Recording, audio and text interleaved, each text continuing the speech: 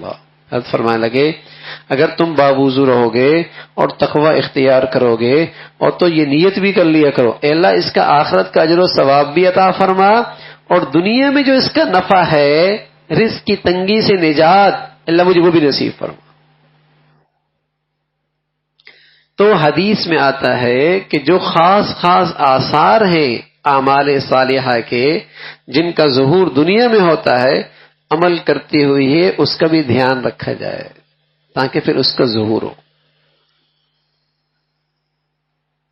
عام طور پر جن لوگوں کو یہ آثار حاصل نہیں ہوتے اکثر اس کی وجہ یہ ہوتی ہے کہ ان کی نیت ان آثار کی نہیں ہوتی. مثلا نماز ہے نماز کا ایک خاص اثر ہے کیا ان الصلاۃ تنہی عن الفحشاء والمنکر. ویسے تو نماز پڑھ لی اس کا اجر و ثواب آخرت میں ملے گا لیکن دنیا میں اس کا اثر کیا ظاہر ہوتا ہے کہ جہاں نماز ہوتی ہے وہاں بے حیائی نہیں ہوتی وہاں گناہ نہیں رہتا. تو بشرطی ہے کہ یہ اثر اسے نصیب ہوگا اور نماز کی یہ برکت اسے نصیب ہوگی جو نماز پڑھتی ہوئی ہے اس کی نیت بھی کرے کہ اللہ مجھے یہ نصیب فرما دے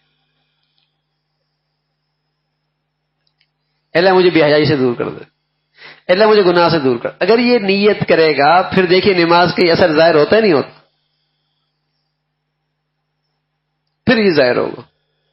جیسے حدیث میں آتا ہے حج کا ایک بڑا فائدہ ہے کہ آدمی کا دل غنی ہو جاتا ہے آدمی کا دل غنی ہو جاتا ہے بغیر مال کے مالدار ہو جاتا ہے بغیر مال کے آدمی مالدار ہو جاتا ہے غنی ہو جاتا ہے.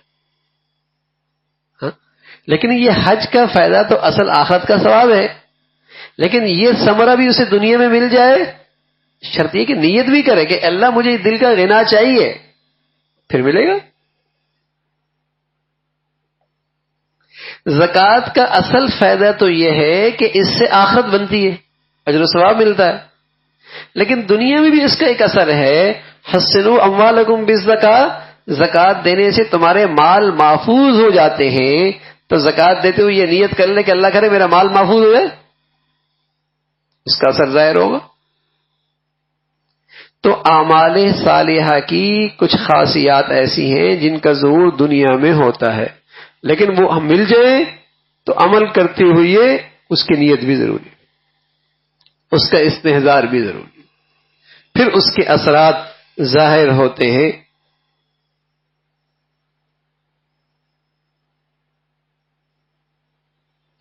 اللہ رب العزت ہم سب کو اس کی توفیق نصیب فرما دے بھائی.